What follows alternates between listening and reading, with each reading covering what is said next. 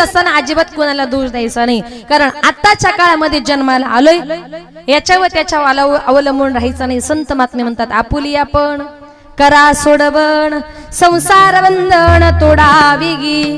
ज्याची त्याची सोडवण ही ज्याला त्याला करायची, आपली सोडवण दुसरं कोणी करणार नाही, आपल्यालाच ते सोडायचं आहे. आणि म्हणून संत महात्मे म्हणतात आजही लोक प्रेम करतात ते पैशावर, माणसावर प्रेम करायला या जगामध्ये कोणीच रिकामा नाही. जोपर्यंत आपल्या जवळ पैसा आहे तोपर्यंत लोक आपल्याला मानतात. ज्या दिवशी आपल्या जवळचा पैसा संपतो ना त्या दिवशी तुम्हाला आम्हाला कोणी विचारत सुद्धा नाही. लोक प्रेम करतात ते आपल्या पैशावर. तुम्हाला उदाहरण देऊन सांगेल की लोक पैशावर कसं प्रेम करतात. एका गावात 2 जण नवरा बायको आणि त्याच्यामध्ये फक्त त्याची आई होती, पण त्याची बायको एवढी आघाव. आत्ताच्या काळातल्या सुना अजिबात सासूला ऍडजस्टमेंट करून घ्यायला तयार नाही बरं का. हा अजिबात नाही. मला अशा सुनांची खूप चीड येते, कारण आम्ही सेवा करते म्हणून आम्ही तुम्हाला सांगतोय, फुकट सांगत नाही. नाहीतर लोक सांगे ब्रह्मज्ञान आपण कोरडे पाषाण असं अजिबात नाही. आम्ही मनापासून सेवा करतो म्हणून आम्ही तुम्हाला सांगतो. मग ती बाई काय करायची, 2 नवरा बायको एक सासू, पण तिचा स्वयंपाक वेगळा हिचा स्वयंपाक वेगळा. सासूचा झाला का मग सुनेने करायचा. गॅसही एकच, किराणा सामान एकच, सगळं एकच, पण स्वयंपाक वेगवेगळा. बरं करायचं कोणाचं, दोघींच. आजूबाजूच्या बायका बनायच्या काय ग, एक सासू सगळ्या दोघांच्या वाट्यात स्वयंपाक करताना एक भाकर एक्स्ट्रा केली तर तुझं काय होईल ग. नाही नाही म्हणायची, त्या म्हातारीला करायचंय काय ते करू दे, मी अजिबात तिच्या वाट्याचा स्वयंपाक करणार नाही. त्या म्हातारीला चालता येत नव्हतं, उठता येत नव्हतं, बिचारी कशी तरी स्वयंपाक करायची, जेवायची, झोपायची. असं करता करता एक दिवस अचानक तिची सासू या जगातून निघून गेली. गेल्यानंतर सासू गेल्यानंतर तिनं जे रडायला सुरुवात केली, अशी रडायला लागली 2 मिनिटात सगळा गाव तिथं गोळा झाला. पाहुणे मंडळींना फोन केला. सगळी माणसं आल्यानंतर तिनं असं रडायला सुरुवात केली का ती सासूच्या कमरेला मिठ्या मारून मारून रडायला लागली. सासूच्या कमरेला मिठ्या मारून मारून रडायला लागली. नातेवाईक लोक म्हणतात अजूनपर्यंत अशी सून आम्ही जगात कधी बघितली नाही. का सासू गेल्यानंतर तिला इतका दुःख झाले का ती सासूच्या कमरेला मिठ्या मारून मारून रडते. सगळे लोक तिचं कौतुक करू लागले. आजूबाजूच्या बायकांना माहित होतं त्याच्यातली एक बचत गटाची अध्यक्ष होतीच. तिला असा राग आला, ती उठली म्हटली काय ग, जिवंतपणे आमच्या समोर सासूला कधी एक घास खायला दिला नाही आणि मेल्यानंतर म्हटली नाही का लोकांना दाखवण्याकरता सासूच्या कमरेला मिठ्या मारून मारून रडते. अगं कशाला खोटं खोटं प्रेम दाखवते, कशाला जगाला फसवते. ती म्हटली बघा मी सासूच्या कमरेला मिठ्या मारून मारून रडते याचा अर्थ तुम्हाला माहितीये माझं सासूवर काही प्रेम नव्हतं, मला काही तिच्याबद्दल आवड नव्हती. मग रडते कशा करता. म्हटली कसं आहे ना आमच्या आत्याबाई गेल्या पण त्याच्या कपाटामध्ये त्यांचे जुने दागिने पैसा बिसा भरपूर त्यांनी दाबून ठेवलाय आणि त्यांच्या चाव्या नेहमी त्यांच्या कमरेलाच असायच्या. आणि सासूबाई मेल्यापासून मी शोधते की त्यांनी चाव्या नेमक्या कमरेच्या कुठल्या कोपऱ्याला ठेवल्या. ते तुकोबाईंचं प्रमाण आहे. सासूसाठी रडे सून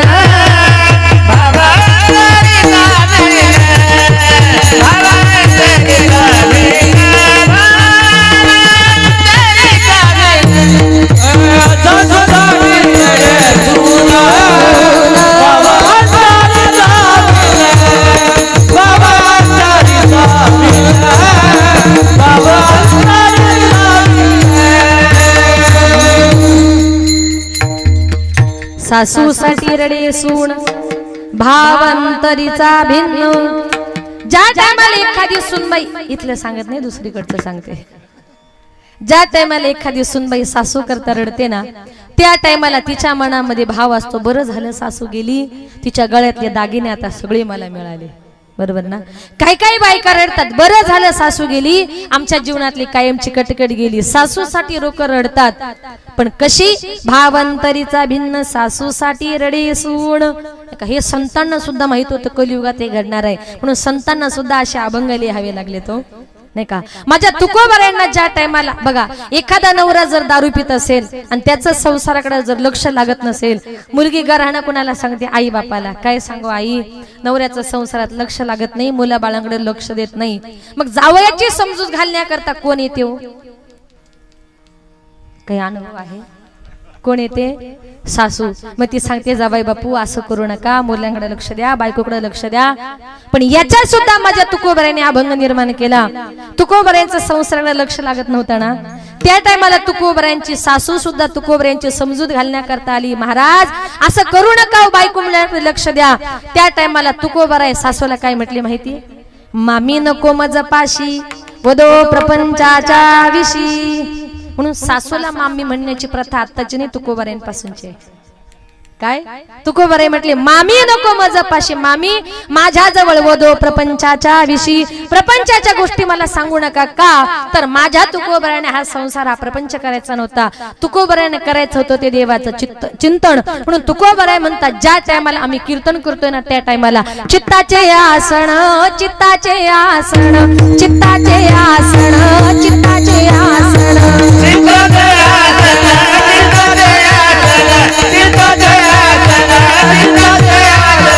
चित्ताचे आसन, चित्ताचे आसन, चित्ताचे आसन, चित्ताचे आसन,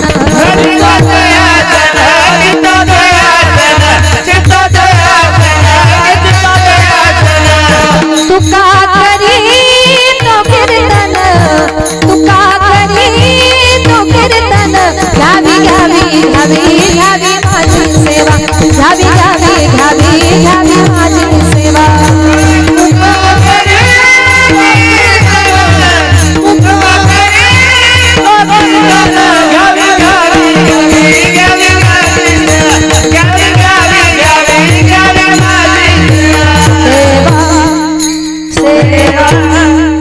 चित्ताचे सण तुका करीतो कीर्तन. तुकोबाराय म्हणतात, आम्ही आमचं चित्त कीर्तनामध्ये बसल्यानंतर भरकटू देत नाही. मग आता आम्ही कीर्तनाला आलोय, मग आमची सुनबाई घरी दूध पित असेल का? आम्ही कीर्तनाला आलोय, घरी कोणी आला असेल का? अजिबात नाही. तुकोबाराय म्हणतात, आम्ही आमचं चित्त, चित्ताचे आसन, त्या चित्ताच्या आसनावर आम्ही बसतो, मग देवा तुझं कीर्तन करतो. म्हणून तुकोबाराय म्हणतात, देवा बोलताना जर कुणाला अपशब्द गेला असेल, बोलताना जर कुणाचं मन दुखवलं असेल तर घ्यावी घ्यावी माझी सेवा, दीन दुर्बलासी देवा. नाही का? म्हणून माझ्या संतांना हा दुःखरूपी संसार करायचाच नव्हता. म्हणून तुकोबाराय म्हणतात, आपण जर मनापासून त्याचं चिंतन केलं आणि जीवनामध्ये जर दुःख आलं ना, त्या टायमाला जीवनामध्ये कितीही मोठं दुःख येऊ द्यावं, मनामध्ये अजिबात कुठल्याही प्रकारचा खेद धरायचा नाही. अभंगाचे दुसरे म्हणून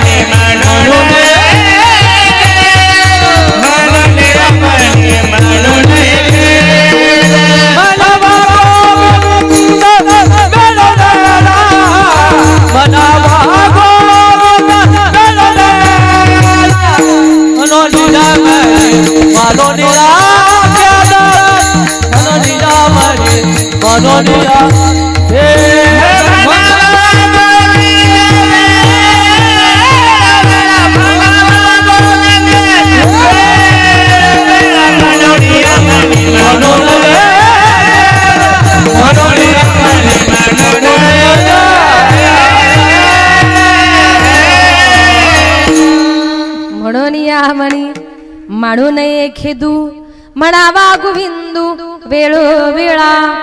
तुकोबाराय म्हणतात, जीवनामध्ये कितीही दुःख आलं तरी त्याचा खेद मनामध्ये धरायचा नाही. तुम्ही एकच करायचं, म्हणावा गोविंद वेळोवेळा. वेळोवेळी गोविंदाचं नामचिंतन करा. काही काही लोक प्रश्न करतात, ताई आम्ही गोविंदाचं चिंतन करणार, मग भगवंत आमचं दुःख दूर करणार का? असे काही काही लोक प्रश्न करतात. कारण का, काही काही समाजामध्ये असे लोक ते कधीच कुणाचं ऐकत नाही, आणि जे कधी कुणाचं ऐकत नाही ते सांगतात माझ्यासारखा शहाणा या जगात नाही. जीवन जगताना उलट असं म्हणा, मला जे येतं ते खूप कमी येतं, माझ्यापेक्षा कितीतरी हुशार माणसं या जगामध्ये आहे, असं जी माणसं म्हणतात ना, तीच माणसं जीवनामध्ये काहीतरी प्रगती करतात. पण जी माणसं म्हणतात ना माझ्या एवढं कुणाला येत नाही, ते माणसं कधी पण मागे राहतात. बरं का?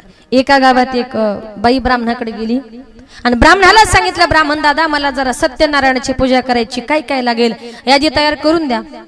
ब्राह्मणाला तिला सगळी यादी तयार करून दिली. जाताना सांगितलं, बाई सत्यनारायणाची पूजा करण्याकरता लक्ष्मी नारायणाचा जोडा असावा लागतो. तिने सांगितलं, माझे पती तर परदेशात राहतात.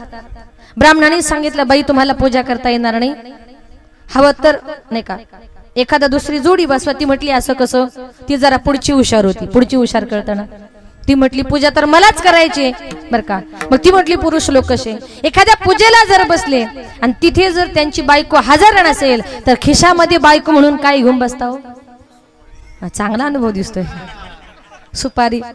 मग पुरुष लोक जर बायको म्हणून सुपारी घेऊन बसतात तर आमच्या करता नवरा म्हणून काही ऑप्शन असेल ना. ब्राह्मण म्हटला बाई अजून तर असा ऑप्शन काही शास्त्रात नाही. ती म्हटली नाही नाही काहीतरी असेलच, हवं तर तुम्ही एखादा ग्रंथ शोधा. त्या ब्राह्मणाला असा राग आला. रागाच्या भरात ब्राह्मण उठला. ब्राह्मण म्हटला बाई पुरुष लोक जर एखाद्या पूजेला बायको म्हणून सुपारी घेऊन बसतात ना तर तुम्ही एखादा मोठा बटाटाच घेऊन बसा. जे लोक ऐकत नाही त्यांच्या करता हा उपाय, जीवन आनंदानं जगा, जीवन चांगलं जगा. म्हणून हे जीवन खूप आनंदाचं आहे. चांगलं जीवन माणसाने जगलं पाहिजे.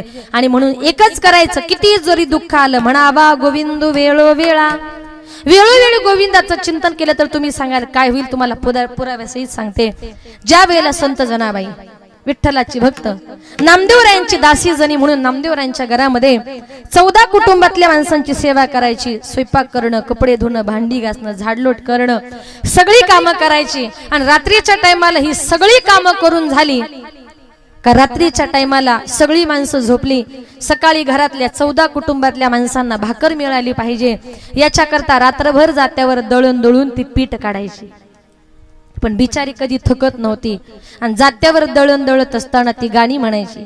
सुंदर ओवे म्हणायची. सुंदर माझे जाते ग फिरते बहुते ग, ओव्या गाऊ कौतुके तू ये रे बा विठ्ठला. सासू आणि सासरा दिरतो तिसरा, ओव्या गाऊ भ्रतारा तू ये रे बा विठ्ठला.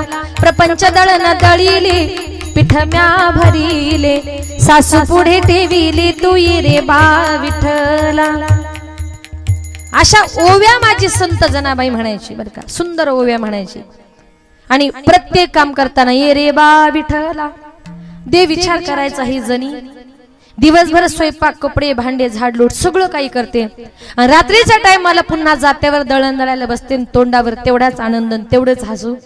आताच्या बाया एक काम जरी एक्स्ट्रा करायला लागलं ना तांबे आपटतात, भांडे आपटतात, बटाटे सुद्धा आपटतात. आणि तुम्हाला खरं सांगते, जी ननंदबाई म्हणते ना, ननंदबाई घरी जर आली ना तर ती आपली भाऊजाई 2 दिवस ऍडजस्ट करते. 2 दिवस आपली सेवा करते. तिसऱ्या दिवशी घरातली भांडी आपोआप पडायला लागली का ननंदबाईंनी पळत सुटायचं. तिच्या बापाचं घर असून तिला थांबता येत नाही. का तर संसारातली माणसं ही जास्त दिवस ऍडजस्टमेंट करत नाही. ती माणसाला कंटाळतात. कामं करायला आज माणसं तयार होत नाही. पण जनाबाईचं तसं नव्हतं. आणि जात्यावर दळण दळताना म्हणायची ये रे बा विठ्ठला. पांडुरंगाला साकडं पडायचं. अरे जणी दिवसभर कामं करते ना, आता जात्यावर दळण दळते मला ये असं म्हणते. आता मला जावं लागेल. देवाला वाटायचं महाद्वाराचं दार बंद होतं कधी आणि मी जनाबाईकडे जातो कधी. महाद्वाराचं दार बंद झालं का देवानं घाईघाईने जावं आणि जनाबाईला जात्यावर दळण दळू लागावं. ओव्या म्हणाव्यात, गप्पा माराव्यात. एक दिवस दळण खूप होतं. गप्पा मारता मारता देवाला खूप घाम आला. म्हणून देवानं आपल्या गळ्यातले सगळे दागिने काढले, जनाबाईच्या मांडी खाली ठेवले. दोघ जण जात्यावर दळण दळू लागले. गप्पा मारता मारता ओव्या म्हणता म्हणता पहाटेचे 4 वाजले, कळलं नाही. तिकडे सगळी वारकरी मंडळी मंदिरामध्ये आली. काकड्याला सुरुवात झाली आणि वारकऱ्यांनी आवाज दिला, उठा पांडुरंगा प्रभात समयोपातला, वैष्णवांचा मेळा गरुडा पारी लाटला. वैष्णवांचा मेळा गरुडा पारी लाटला. वैष्णवांचा मेळा गरुडा पारी लाटला. वैष्णवांचा मेळा गरुडा पारी लाटला.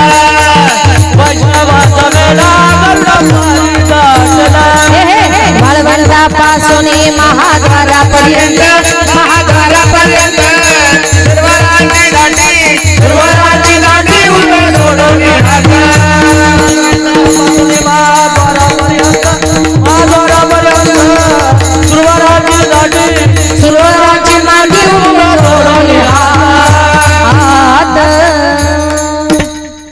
वारकऱ्यांनी आवाज दिला, उठा पांडुरंगा प्रभात समयोपातला.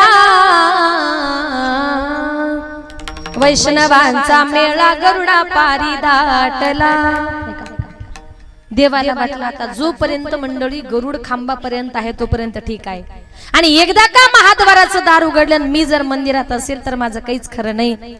देव घाईघाईने पळत सुटले. देवाच्या लक्षात आलं आपण दागिने काढून ठेवलेत. गडबडीमध्ये दागिने म्हणून जनाबाईची गोधडीच गळ्यात घातली आणि देव पळत सुटले आणि विटेवर जाऊन उभे राहिले. देवाच्या लक्षात आला अरे दागिने एवढे जड कसे काय झाले. बघतो तर काय गळ्यात गोधडी. आता म्हटलं माझंही खरं नाही जनाबाईचं खरं नाही. तेवढ्यात महाद्वाराचं दार उघडणार तेवढ्यात देवाने एका क्षणात अंगावरची गोधडी बाजूला फेकली. महाद्वाराचं दार उघडलं. बघतो तर काय पांडुरंगाच्या गळ्यात एकही दागिना नाही. चोरी झाली, चोरी झाली. संपूर्ण पंढरपुरामध्ये आरडाओरडा झाला.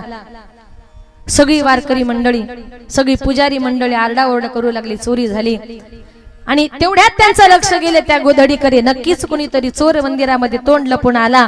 दागिने सापडले, गोधडी टाकून निघून गेला. सगळ्या पंढरपुरातून गोधडी फिरवली. ही गोधडी नेमकी कुणाची आहे? आपल्या घरामध्ये गोधड्या ब्लँकेट कशा कलरच्या असतात हे आपल्या शेजारी बाईला चांगलंच माहिती असते.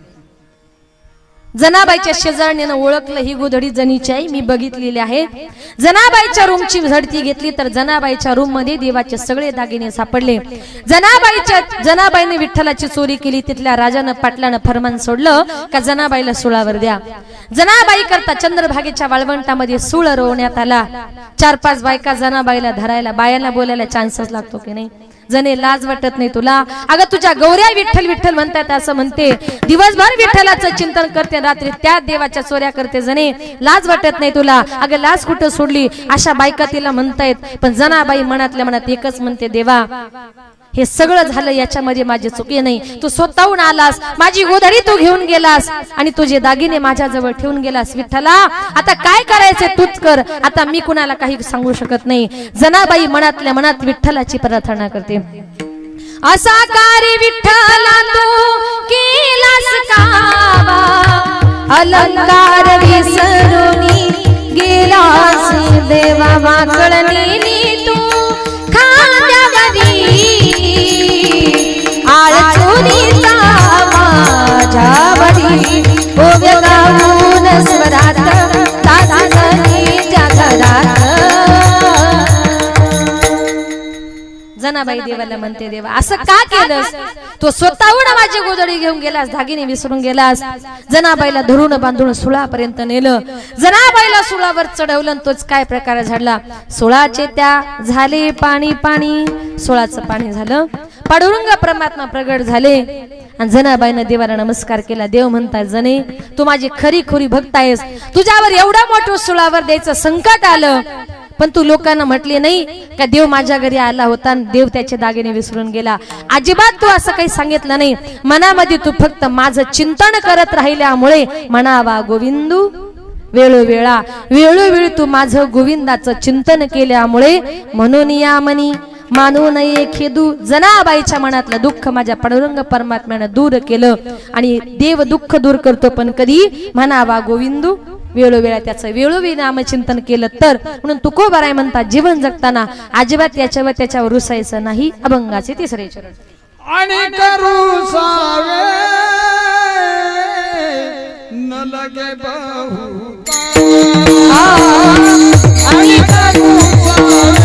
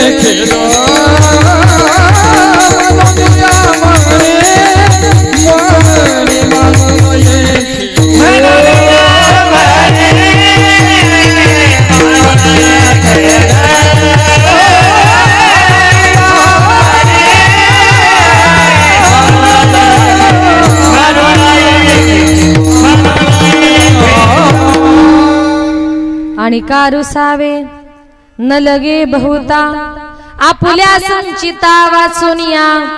तुकोबाराय जीवन जगताना म्हणतात माणसाने अजिबात याच्यावर त्याच्यावर रुसायचं नाही. आत्ताच्या कलियुगामध्ये रुसवी फुगवी येणार आहे माझ्या तुकोबारायांना पूर्वीच कळलं होतं. बायकाही सुद्धा रुसतात. कोण म्हणतात वहिनीने चांगले पायच धुतले नाही, हातच लावला नाही, हळदी कुंकूच काही केलं नाही. काही काही पुरुष लोक रुसतात, त्यानं सगळ्यांना फेटा बांधला पण मलाच बांधला नाही, त्यानं आमंत्रण दिलं पण मलाच दिलं नाही, सगळ्या गावाला आमंत्रण केलं. म्हणून अजिबात संत महात्मे म्हणतात एखाद्यानं आपल्याला खूप मोठा मान दिला आणि त्याच माणसानं आपला अपमान जरी केला तरी सुद्धा त्याच्यावर रुसायचं नाही. आणि का रुसावे न लगे बहुता, नाही का, एखाद्याला मोठा मान मिळाला किंवा एखाद्याचा अपमान जरी झाला तरी त्याला कारण असतं त्याचं काहीतरी तो भोग, त्याचं काहीतरी संचित कर्म, आपलं काहीतरी प्रारब्ध. आपल्या प्रारब्धामुळेच आपला अपमान होतो.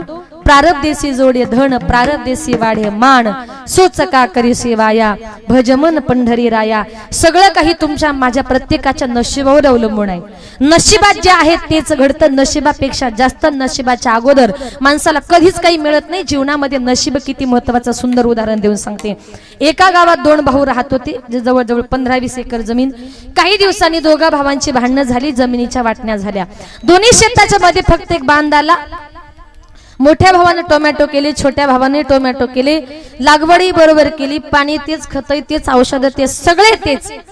मोठ्या भावाचे टोमॅटो चांगले आले, छोट्या भावाच्या टोमॅटोवर करप्या नावाचा रोग गेला. करप्याच ना, मला माहिती आहे ना, हा बर. तो रोग गेला. त्याने विचार केला शेतही तेच, जमिनी तीच, खत, औषध, पाणी सगळं काही तेच, आणि मग त्याचे टोमॅटो चांगले, माझ्या टोमॅटो रोग कसं काय गेला. त्याने विचार केला शेती करण्यात आपलं नशीब काही चांगलं नाही. म्हटलं आजपासून अजिबात शेती करायची नाही. म्हटला उद्यापासून फक्त दुसरा काहीतरी धंदा करायचा. शेती करायची सोडून दिली. नवीन धंदा शोधण्याकरता बाजारात गेला. बाजार जवळ कुठला आहे? कोपरगावचा. कोपरगावच्या बाजारात गेला आणि त्याने विचार केला. बाजार फिरत राहिला आणि फिरता फिरता त्याला तिथे एक माशेवाला दिसला. बरं, त्या मासे विकणाऱ्याकडे असा तो मोठा लांब मासा, काय म्हणतात त्याला माहितीये? असा तो मोठा लांब, हा काय म्हटले? हा काहीतरी म्हटले ना तुम्ही. नाही, आपण सगळे वारकरी आहोत असं गृहीत धरूया. त्याने विचारलं काय रे बाबा, एवढा मोठा मासा किती रुपयाला विकला? त्याने सांगितलं एक मासा 50 रुपयाला. याने विचार केला एक मासा जर 50 रुपयाला, असे दिवसभरात जर 10 मासे विकले तर माणसाला 500 रुपये मिळतात. याच्यासारखा चांगला धंदा नाही. म्हटलं आजपासून शेती बेती करायची सगळी सोडायची आणि याच्या बरोबर जाऊन म्हटला मासे पकडून विकायचा धंदा करायचा. म्हणून त्याच्या बरोबर मासे पकडण्याकरता गेला.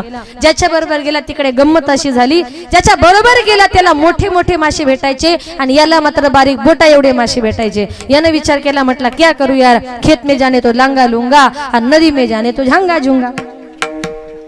म्हटलं काय करावं, शेती करण्यात नशीब चांगलं नाही, बरं मासे पकडण्यात नाही. म्हटलं आता दोन्ही धंदे करायचे सोडायचे आणि तिसराच नवीन धंदा शोधायचा. तिसरा धंदा शोधण्याकरता गावोगावी फिरत राहिला. फिरता फिरता एका गावात आला. त्या गावात होतं नेमकं माझं कीर्तन. कीर्तन संपला, मला भेटला. म्हटलं ताई छान कीर्तन केलं. म्हटलं थँक्यू. म्हटलं का होत एका कीर्तनाचे किती पैसे घेता? म्हटलं घेते 15-20 हजार रुपये. म्हटलं चांगलं आहे, 2 तासात 15-20 हजार, याच्यासारखा चांगला धंदाच नाही. जाता जाता माझंही सांगून दिलं, म्हणजे कोणी फोन केल्यावर विचारू नका पाकिट किती घेता. त्याने विचार केला 2 तासात एवढे पैसे, म्हटलं आपण सुद्धा कीर्तनकारच बनायचं. लगेच गेला एका गावात झाडाखाली जाऊन बसला. हा हातामध्ये माळ घेतली आणि देवाचं ध्यान करत कीर्तनकार बनण्याकरता एका गावात ध्यान करत बसला. रात्रीच्या टायमाला त्या गावात चोरी झाली. चोरांनी एका बंगल्यामध्ये चोरी केली. घरातल्या लोकांना माहिती पडलं म्हणून घरातली माणसं त्या चोरांच्या पाठीमागे पळू लागली. पळता पळता त्यांना रस्त्यात हा ध्यान करणारा दिसला, माळ जपताना दिसला. मग त्यांनी आपल्या जवळचे पैसे सोनं सगळं त्या महाराजाच्या जवळ टाकले आणि ते पुढे पळत सुटले. गावकरी मंडळी आली, बघतो तर काय आपले पैसे त्या महाराजांच्या जवळ. म्हटले महाराज नाही की माळा जपता का चोऱ्या करता? म्हटली नाही हो, तुमचा काहीतरी गैरसमज झाला, मी देवाचं ध्यान करतोय, तुमच्या सोन्याचा माझा संबंध नाही. म्हटले महाराज तुमच्या जवळ सगळं असून सुद्धा खोटं बोलता. म्हणून त्या गावकऱ्यांना असा राग आला. काही चुकी नसताना रागाच्या भरात गावकऱ्यांनी धरला. त्याला इतका मारला, इतका मारला, इतका मारला आणि ज्या झाडाखाली जपाला बसला ना धरला आणि त्याच झाडाला उलटा टांगला. म्हटला क्या करू यार, खेत में जाने तो लांगा लुंगा, नदी में जाने तो झांगा झुंगा, और साधू बन गया तो उलटा टांगा. थोडक्यात काय, काही काही लोक म्हणतात या धंद्यात यश नाही, दुसरा धंदा करू, दुसऱ्या धंद्यात यश नाही, तिसरा धंदा करू. पण धंदे बदलून नशीब बदलता येत नाही. तुम्हाला तुमचं नशीब जर बदलायचं असेल तर कान देऊन ऐका. एकाच गोष्ट करा, भजवन पंढरी राया. तुम्ही पंढरपूरच्या पांडुरंगाला शरण जा. तुमचं नशीब बदलण्याची ताकद ही माझ्या पांडुरंग परमात्म्याच्या हातामध्ये आहे.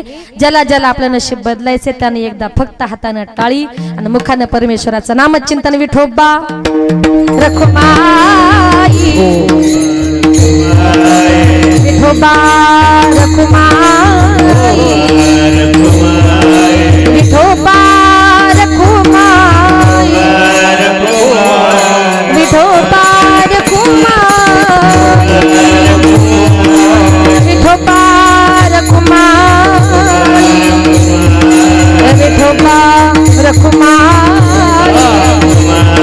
विठोबा रखुमाई, विठोबा रखुमाई.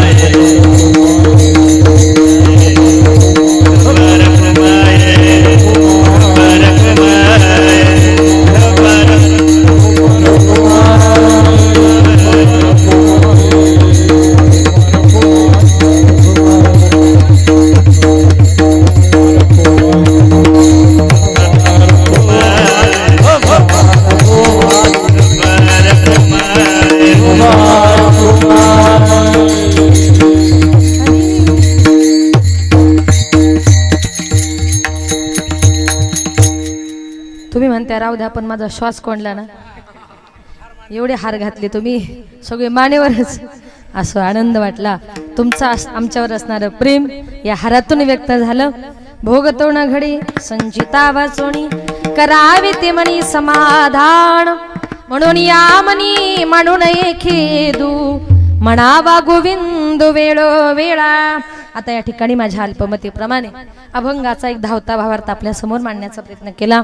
कार्यक्रमाची वेळ ही संपत आली आहे. जास्त वेळ घेणार नाही. शेवटचे एक 10 मिनिटांमध्ये थोडंसं जाताना आई वडिलांविषयी बोलते. कीर्तन रूपी सेवा संपवते. या विश्वामध्ये आई बापासारखं श्रेष्ठ दैवत नाही. जिवंतपणी माणसाला आई बापाची किंमत कळत नाही. एकदा का आपले आई बाप या जगातून या विश्वातून निघून गेले नंतर कितीही रडलं फायदा होत नाही.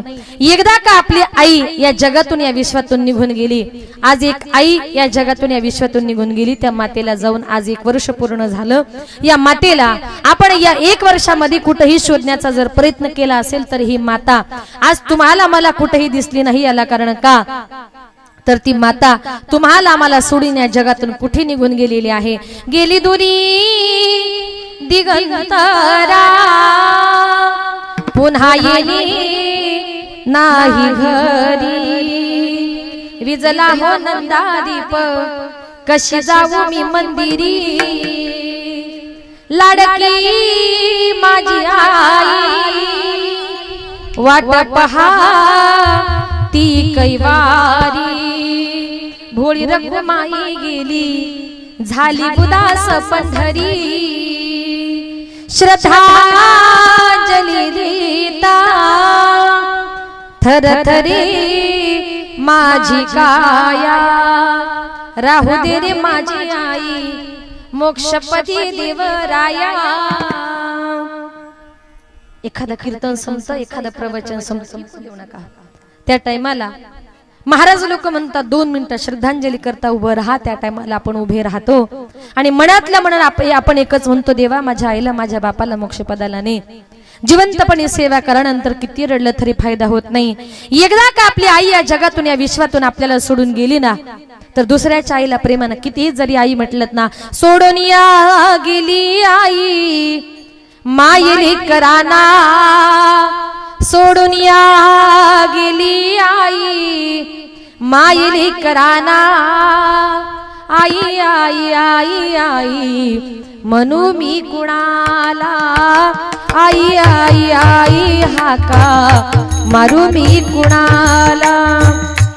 आई आमच्यासाठी कष्ट केले फार आई आमच्यासाठी वाजू नका कष्ट केले फार सोडून या गेली आई सारा परिवार सोडून या गेली आई सारा परिवार।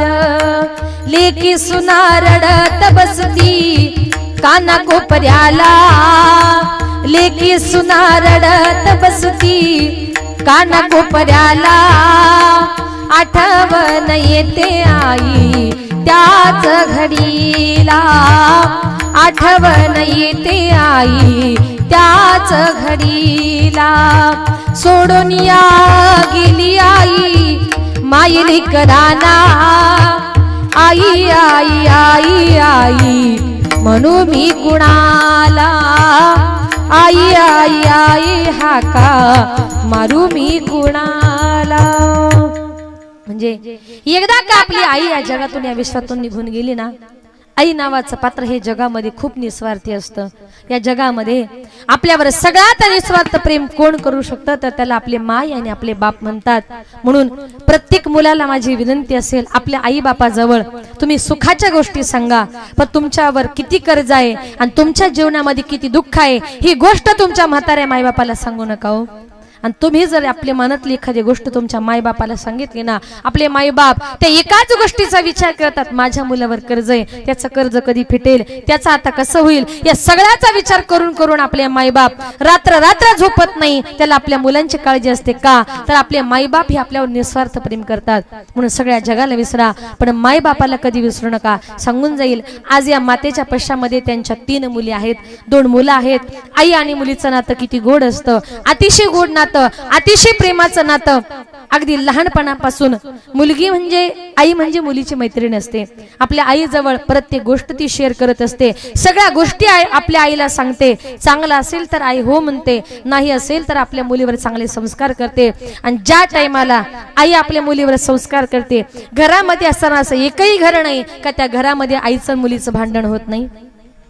पण ते भांडण म्हणजे कसं असतं माय लेकीचं भांडण दह्या दुधाची उकळी लेक धरते अबोलाई मनाची मोकळी।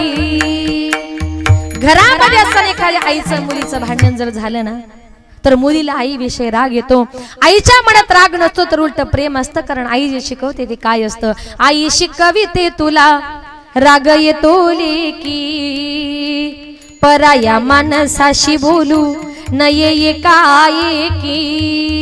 आई काय म्हणते चालू ठेवा आपली मुलीची जात आहे आपली स्त्रीची जात आहे तर का परक्या पुरुषाचं झटकन बोलू नये ग। आणि परक्या पुरुषाचं झटकन बोललं का लोक नाव ठेवतात ग। असे संस्कार आई मुलीवर करते। मुलीवर संस्कार करता करता मुली लहानाची मोठी होते। एक दिवस मुलीचं लग्न जमतं लग्न करून मुलगी ज्या टायमाला सासरी जाते ना त्या टायमाला त्या घरामध्ये आईला आपल्या मुलीशिवाय अजिबात करमत नाही। मुलगी लग्न करून गेल्यानंतर ती आई आपल्या मुलीची आठवण म्हणून त्या घरामध्ये काय करत असते. लेक जाते सासरला आई लाग कर मेना, सारविल्या भिंतीवर काढल्या ग मैना. लेक जाते सासरला मागे मागे फिरू पाही, बोलती आई माझी लाडाची लेक जाई. लेक जाते सासरला माय लेकी पडे गळा, कस कोरड्या नदीला पाणी येत खळा खळा. ज्या टायमाला मुलगी लग्न करून निघते त्या टायमाला आईला तू रड असं सांगावं लागत नाही हो. मुलगी जायची चाहूल लागली का त्या टायमाला बर का आईच्या डोळ्यातून खळकण असं पाणी येतं. आणि खरंच आज इथल्या प्रत्येक मुलीला सांगून जाईल, जोपर्यंत आपल्या माहेरामध्ये आपले मायबाप जिवंत आहे ना तोपर्यंतच आपल्याला मुलीला माहेर असतं. ज्या दिवशी माहेरातून तिचे मायबाप निघून जातात ना त्या टायमाला तिचा माहेर सुद्धा परक होतं. जोपर्यंत आपले मायबाप माहेरामध्ये जिवंत आहे ना तोपर्यंत माय त्या मुलीची पिशवी कधीच रिकामी पाठवत नाही हो, कधीच नाही. मुलगी श्रीमंत असते, कोटीचा बंगला तिच्याकडे असतो, पण आई सांगते बाई आपल्या खेड्यावरच्या थोडेसे वांगे तरी ने गावठी आहेत ग. तिच्या गावात वांगी मिळत नाही, मिळतात नाही का, थोड्याशा शेवग्याच्या शेंगा तरी ने ग, थोडीशी कांद्याची पात तरी ने ग. करोडपती मुलगी असते पण आई आपल्या मुलीची पिशवी कधी कमी जाऊ देत नाही. याला म्हणतात आईचं अंतःकरण. इतकं आई जर आपल्या मुलावर प्रेम करते तर आपण हे सगळं प्रेम का विसरतो.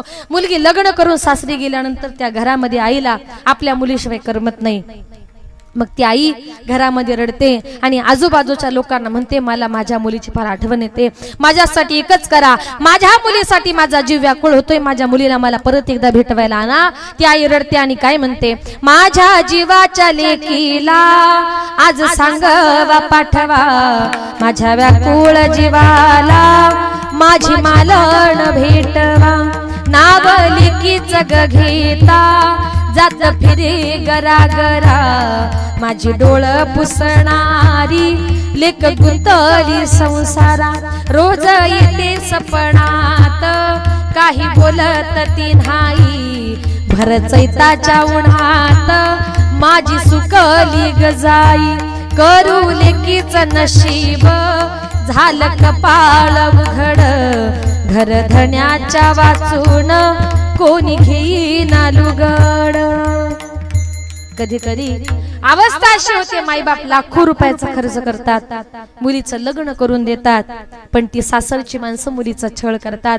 मुलगी मनामध्ये विचार करते माझ्या बापाने कर्ज काढून माझं लग्न केलंय आणि माझ्या बापाला माहिती पडलं का माझे सासू-सासरे मला फार त्रास देतात, माझे मायबाप कोलमडून पडतील. ती मुलगी आपल्या मनातलं दुःख घरी कधी सांगत नाही. म्हणून एवढी सुंदर मुलगी, गुलाबाच्या प्रमाणे टवटवीत मुलगी, पण सासूरवास सहन करून करून भर चैताच्या उन्हात माझी सुकली गजाई. आणि कधी कधी असं होतं मुलीचं लग्न झाल्यानंतर 4-2 वर्षातच तिचा पती आपला जावई या जगातून निघून जातो. त्या टायमाला आई रडते, करू लेकीचं नशीब झालं कपाळ उघड, घर धण्याच्या वाचून कोणी घेईना लुगड. तिला हक्कानं साडी घेणार, लुगडं घेणार या जगामध्ये कोणी राहिलं नाही. इतके माईबाप आपल्या मुलांवर प्रेम करतात. म्हणून सगळ्यांना विनंती आहे, सगळ्याला विसरा, माय बापाला कधी विसरू नका. आज एक आई या जगातून या विश्वातून निघून गेली, पण या आईनं आपल्या मुलांवर चांगल्या प्रकारचे संस्कार केले, सुंदर कुटुंब उभं केलं, कष्टातून या मातेने जीवन जगलं. आणि अशी माता या आईच्या मूर्तीसारखी मूर्त परत या जगामध्ये भगवंताने कधीच घडवली नाही. आई तुझ्या मूर्ती वाणी या जगात मूर्ती नाही, आई तुझ्या मूर्ती वाणी या जगात मूर्ती नाही. अनमोल जन्म दिला गाय तुझे उपकार फिटणार नाही, अनमोल जन्म दिला गाय तुझे उपकार फिटणार नाही. बालपणी मी खेळत खेळत दिसत होतो ताण्हा, अमृताहुनी गोड पाजला तू पाण्हा. तुझ्या या उपकाराची कधी जाणीव झाली नाही, अनमोल जन्म दिला गाय तुझे उपकार फिटणार नाही, अनमोल जन्म दिला गाय तुझे उपकार फिटणार नाही. शाळेतून घरी ताणा कधी उशीर मजला होई गल्लोगल्ली पाहत फिरशी मला तू ग आई शाळेतून घरी ताणा कधी उशीर मजला होई गल्लोगल्ली पाहत फिरशी मला तू ग आई तुझ्या या प्रेमाची कधी जाणीव झाली नाही अनमोल जन्म दिला गाई तुझे उपकार फिटणार नाही अनमोल जन्म दिला गाई तुझे उपकार फिटणार नाही आई तुझ्या मूर्तीवाणी ओ आई तुझ्या मूर्तीवाणी या जगात मूर्ती नाही अनमोल जन्म दिला गाई तुझे उपकार फिटणार नाही अनमोल जन्म दिला गाई तुझे उपकार फिटणार नाही अशा प्रकारे माय बापाचे उपकार आपल्याच्यानं कधी फिटणार नाही आज या ठिकाणी कैलासवासी गंगा भागीरथी लक्ष्मीबाई त्र्यंबक लोंढे या आईंना आपल्यातून जाऊन आज या ठिकाणी 1 वर्ष पूर्ण झालं त्यांचं नावच लक्ष्मीबाई आहे आणि आई खरंच एक लक्ष्मीच होत्या आज त्या आपल्यातून निघून गेल्यात त्यांच्या पश्चामध्ये त्यांची 2 मुलं आमचे आदरणीय श्री नानासाहेब भाऊ लोंढे राजेंद्र भाऊ लोंढे त्यांच्या 3 मुले आहेत सौभाग्यवती संजीवनीताई नामदेव खुळे मीराबाई कैलास शेळके आणि सौ हिराबाई सुनील वागचौरे असा हा सगळा त्यांचा परिवार 2 मुलं 3 मुली त्यांचे नातू असतील नाती असतील त्यांचे पुतणी असतील आईंचे भाऊ बहिणी नाही का असा सगळा हा परिवार माणूस एक असतो पण नाती अनेक असतात नाव थोड्याच माणसांची असतात पण इथं आलेला प्रत्येक माणूस हा आईचा काही ना काहीतरी नातेवाईक आहे काहीतरी नातं तुमचं माझं प्रत्येकाचं आहे म्हणून आपण सर्वजण या ठिकाणी आलात आणि आपल्या सर्वांना पोरक करून या लोंढे परिवाराला पोरक करून आज आई या जगातून या विश्वातून निघून गेली खूप कष्टाचं मोलाचं जीवन या मातेनं जगलं चांगले खायचे प्यायचे दिवस आले भगवंत त्यांना घेऊन गेला आणि खरंच त्यांच्या हात्यांचं कुटुंब हे वारकरी संप्रदायामध्ये आहे प्रत्येक एकादशीला त्यांच्या घरी भजन होतं बाबांचं नंतर आहे ना झालं का आणि खरंच एक सांगून जाईल का मी मगाशीच म्हटले तुझ्या विना वैकुंठाचा कारभार चालना 1 महिन्याच्या फरकामध्ये 2 जण नवरा बायको निघून गेले याला म्हणतात पतिव्रता पती गेल्याचं दुःख त्या मातेला सहन झालं नाही आणि म्हणून तिने विचार केला पती विना जीवन जगायचं नाही म्हणून त्या मातेनं आपला 1 महिन्यामध्ये आपला देह या ठिकाणी ठेवला आणि त्यांचे माईबाप हे दोघही आपल्या या मुलांना पोरक करून या जगातून या विश्वातून निघून गेले आईबाप जाण्याचं दुःख काय असतं माईबाप गेल्यानंतर ते आपल्याला दुःख कळतं आणि ज्याचे गेलेत त्यालाच विचारा का आईबाप म्हणजे काय दैवत आहे आज या संपूर्ण परिवाराला पोरक करून एक आज आई या जगातून या विश्वातून निघून गेली आणि खरंच की या आईला भगवंत एक चांगल्या ठिकाणी स्थान देव ईश्वर त्यांच्या आत्म्याला चिरशांती देव अशा माझ्या वतीनं माझ्या संपूर्ण महाराष्ट्र वारकरी संप्रदायाच्या वतीनं आईंना भावपूर्ण आदरांजली श्रद्धांजली अर्पण करते आजची कीर्तनरूपी सेवा या संपूर्ण परिवाराच्या वतीने आपल्या गावातील आमचे आदरणीय मृदुंगाचार्य मला काय नाव त्यांचं माहित नाही सॉरी हा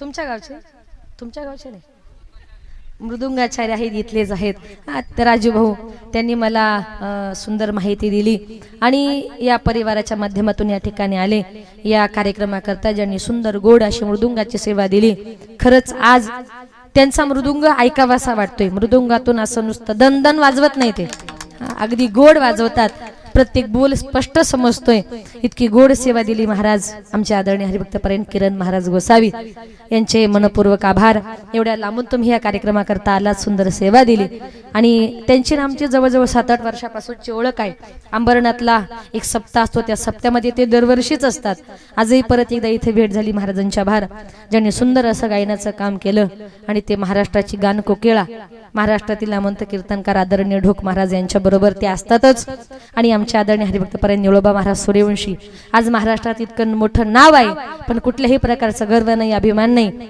मी त्यांच्या घरी तर या एरियात आले की माझा मुक्कामच त्यांच्या घरी असतो त्यांच्या पत्नी त्यांचे मुलं मुली अतिशय मनापासून आमची सेवा करतात आणि खरंच आज या ठिकाणी महाराजाला खूप सुंदर गोड गायन केलं महाराज ते ज्या द्यावे तेवढे धन्यवाद थोडेच आहेत आदरणीय हरिभक्तपरायण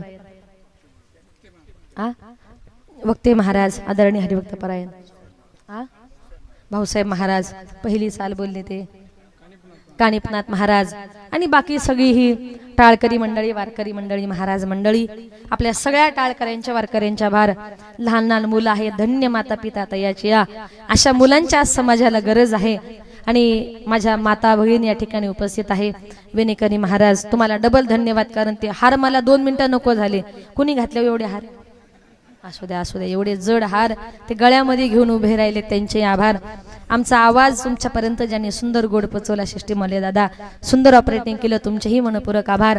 तुम्ही सगळा श्रोतवर्ग या कार्यक्रमाकरता गणगोत्र नातेवाईक त्यांच्या या कार्यात सहभागी झालात आणि त्यांच्या दुःखात सहभागी झालात, त्यांच्या या कार्याची शोभा वाढवली. जमलेल्या तुमच्या सगळ्या श्रोतवर्गाचे या ठिकाणी मनपूर्वक मी आभार मानते. माझे पती श्री प्रकाश पांडुरंग पाटील ते देखील या ठिकाणी उपस्थित आहे. माझ्या मिस्टरांची साथ आहे म्हणून इथपर्यंत आले. आणि माझ्या मिस्टरा इथं काही आले नाही, बघू नका, ते गाडीतच असतील, कारण पहाटे 4लाच उठून जरा लवकर निघालो. पण कसारा घाटात एक ऍक्सिडेंट झाल्यामुळे 1 तास घाट पार करायला लागला आणि झगडी फाट्यावर आलो आणि झटकन शिर्डीलाच निघून गेलो, कारण मी झोपले होते, लक्षात आलं नाही. त्याच्यामुळे यायला थोडासा परत फिरून यावं लागलं, यायला थोडासा उशीर झाला, त्याच्याबद्दल दिलगिरी व्यक्त करते. आणि माझ्या मिस्टरांची साथ आहे. तुम्हाला सांगून जाईल, मी माझ्या वयाच्या शाळेत 4थीला होते.